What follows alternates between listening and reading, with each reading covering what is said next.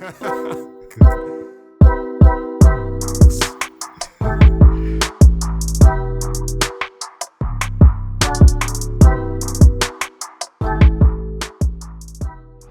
our good friend Peter Christopher, which I promised earlier, before the year end, I'm going to reach out, I'm going to send an email to Peter and I say, Peter, we use the articles real plenty on the podcast, you know. Come on, talk now. Come on, talk. All right, so I'll email Peter. Remind me to do that. There's a significant reluctance to utilize cloud services in TNT. This was one of the observations made by Territory Sales Manager Caribbean for Trellix, Camilo Beltran of Trellix, during ICT provider Nexus International and Caribbean's annual partner client relation meeting. Ooh, that's a mouthful. And cocktail event at the Bricks on Tuesday evening. Here's what he said. Most of the customers want to go to the cloud, but they are not sure how to do, or if it is the best idea to do it. In this moment, Trinidad in the Caribbean region is one of the most mature ICT countries. Must be nice. That does not mean it has the most advantages or had the more advantages than others, but it is one that's amongst the most prepared. That could be maybe because of the economic situation that is supported by oil and gas, but also because of the knowledge of cybersecurity matters inside the country. But here's the problem. What we see in Trinidad and Tobago is that many customers don't want to go to the cloud, not because they don't have the money. In many cases, it's because they have a very good offline infrastructure like databases, data centers, things like that, that is going to be better improving cybersecurity, for example, in that data center, and also having those services because they are working pretty good. Long story short, big companies who have legacy servers and everything on-prem or maybe off-site, but in Trinidad, in some other place, whatnot, they're not going to try to put their services on the cloud because it's just too much work and it's working right now. And that basically, if it ain't broke, they'll fix it. Yeah. And it have two sides to that coin. So let me hear your side. Let's see if our sides coincide. Yeah, so I mean, I totally get what he's saying, in terms of companies shying away from moving to the cloud, because I worked in places where I know companies that real breaks going to the cloud, and a lot of it was people. We talked about people a lot. A lot of it was people kind of trying to hold on to the job in terms of job security, because it have a lot of things. If you move to the cloud, let's say like Microsoft Exchange, if you have an Exchange server, on-premise Exchange server, you need administrators, you need different people to manage that security. If you move to the cloud, you don't need some of those people or some of those roles. So a lot of it is, especially in places where you might have unions and stuff like that, a lot of it is, people job security posturing like that.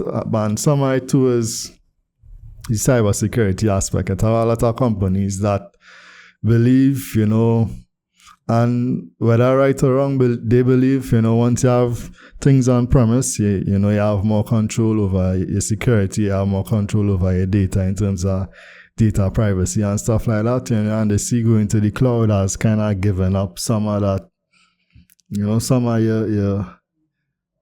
that. But those same people running server 2003 still.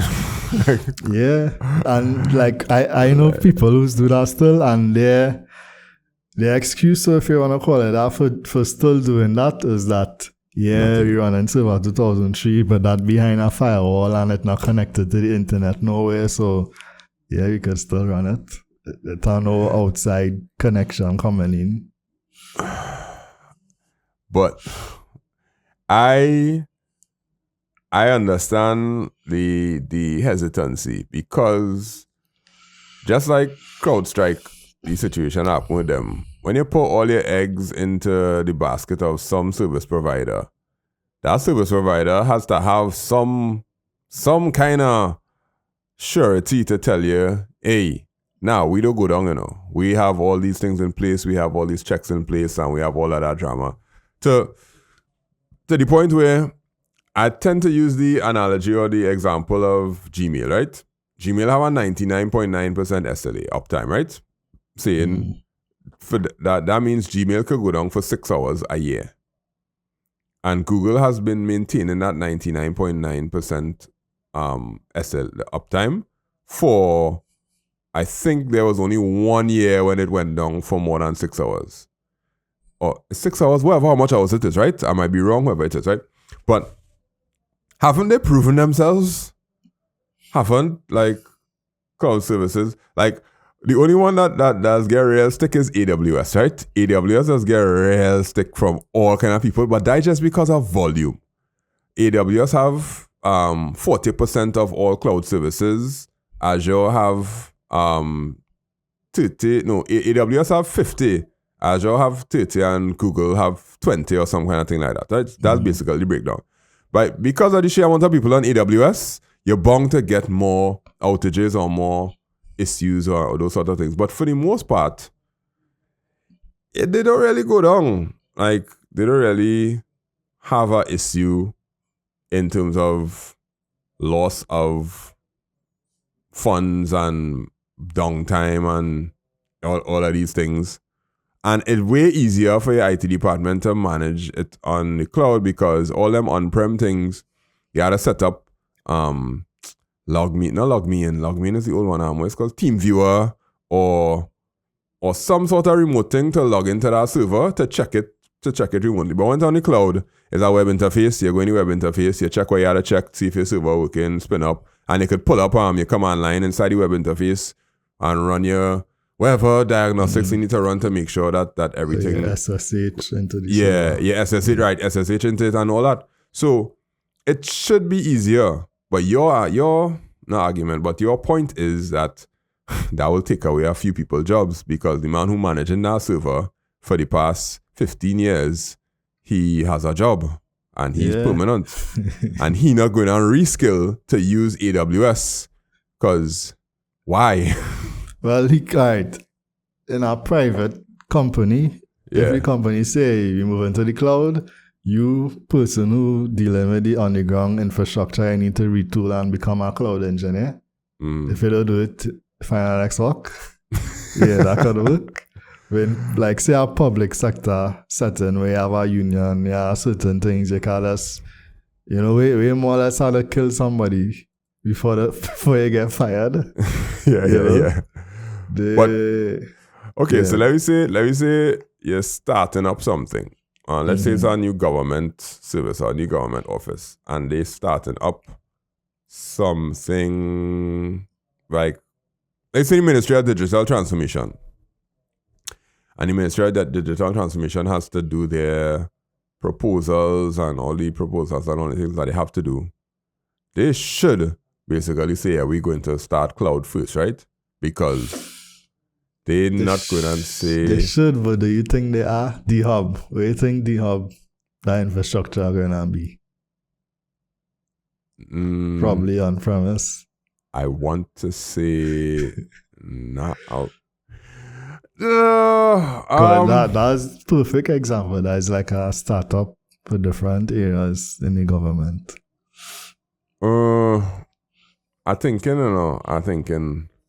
I'm not too sure how else we. No, I think they will go cloud.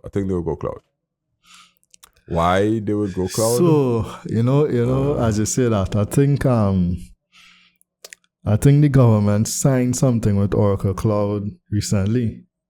Yeah. I remember you telling me about that when you were doing your Oracle stuff.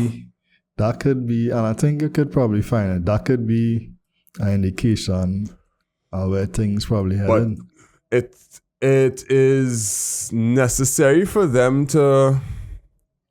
They won't do it unless their service provider tell them, you have to do it now.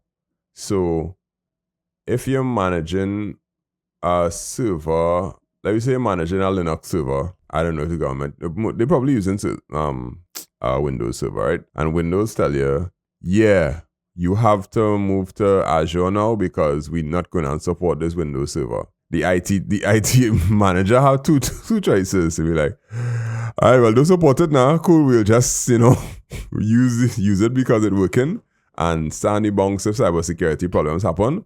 Or they have to go with a budget proposal to be like, all right, we have to migrate all of our operations to Microsoft Azure.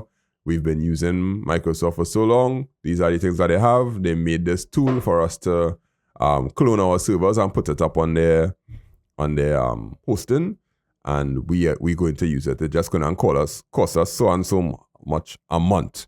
Whereas before, there was nothing a month because you had this on-prem server that just running. All you need is a machine and the license for the operating system. Yeah. So it could be a cash thing too. But in the article it said it's not because of money. So it might be that, man, just say, nah, boy, I just walk. I just walk.